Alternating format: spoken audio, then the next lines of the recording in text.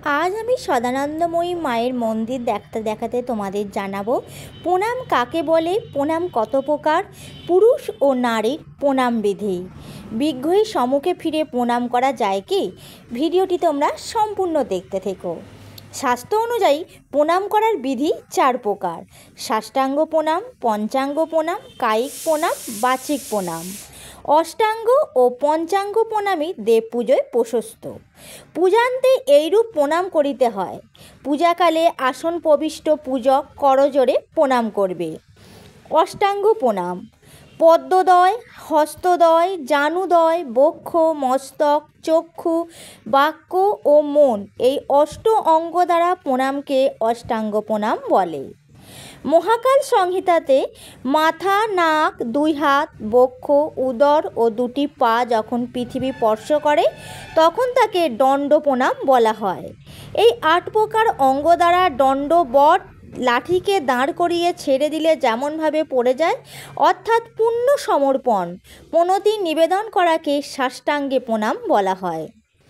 পঞ্চাঙ্গ প্রণাম বৃহৎ তন্ত্রসার: বাহুদয়, জানুদয়, মস্তক, বাক্য ও চক্ষু, এই পঞ্চাঙ্গ দ্বারা প্রণাম করাকে পঞ্চাঙ্গ প্রণাম বলা হয়।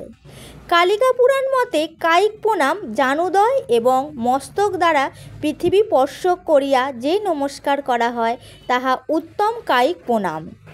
জানু দ্বারা পৃথিবী স্পর্শ না করিয়া কেবল মস্তক দ্বারা পৃথিবী স্পর্শ করিয়া যে নমস্কার করা হয় তাহা মধ্যম কায়িক প্রণাম। জানু বা মস্তক এই উভয়ঙ্গ দ্বারা পৃথিবী স্পর্শ না করিয়া কেবল 2টি হাত একত্রে করিয়া মস্তকে ঠেকাইয়া যে নমস্কার করা হয় তাহার নাম অধম প্রণাম। কালিকা পুরাণ মতে বাচিক প্রণাম নিজে গদ্য পদ্য রচনা করিয়া ভক্তিপূর্বক যে নমস্কার করা হয় তাহার নাম উত্তম বাচিক প্রণাম। পৌরাণিক বা বৈদিক নমস্কার মন্ত্র উচ্চারণ মাত্র করিয়া যে নমস্কার করা হয় তাহার নাম মধ্যম বাচিক প্রণাম। ভাষা বাক্য দ্বারা যে নমস্কার করা হয় উহা বাচিক নমস্কারের মধ্যে অধম জানিবে। দাঁড়িয়ে থেকে সে বিগ্রহের উদ্দেশ্যে একটি আঙুল কপালে ছুঁয়ে প্রণাম নিবেদন আধুনিক রীতি কখনোই উপযুক্ত নয়, এটি অবৈধ।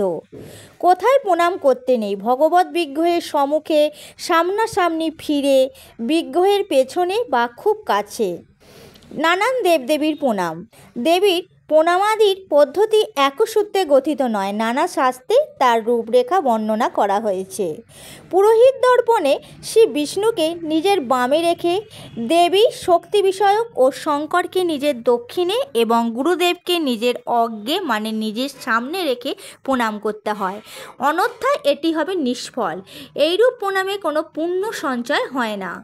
দেবীকে প্রণাম করার নিয়ম: তন্ত্রে বলা হয়েছে দেবীর পূজিত পট অথবা বিগ্রহকে নিজের ডান দিকে রেখে সামনে মাথা ঠেকিয়ে প্রণাম করতে হয়।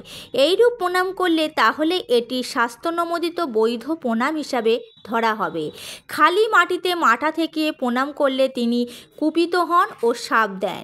কমপক্ষে 3 বার প্রণাম করা কর্তব্য। কালিকা পুরাণে 3 প্রকার প্রণাম বা নমস্কারের মধ্যে কায়িক প্রণাম সর্বশ্রেষ্ঠ। এই কায়িক প্রণাম দ্বারাই দেবদেবী সর্বদা সন্তুষ্ট হন। কালিকা পুরাণে উক্ত হয়েছে প্রণাম করার মহিমা। বিশেষ করে নারীদের সাষ্টাঙ্গ প্রণাম না করে পঞ্চাঙ্গ প্রণাম করতে হয়, কারণ আমার জানা নেই, তবে পুরুষরা অতি অবশ্যই সাষ্টাঙ্গে প্রণাম করবে। বন্ধুরা, এই ছিল আজকের আমার ভিডিও। আশা করি ভিডিওটি তোমাদের ভালো লেগেছে। যদি ভালো লেগে থাকে তাহলে ছোট্ট করে একটি লাইক করে নিও।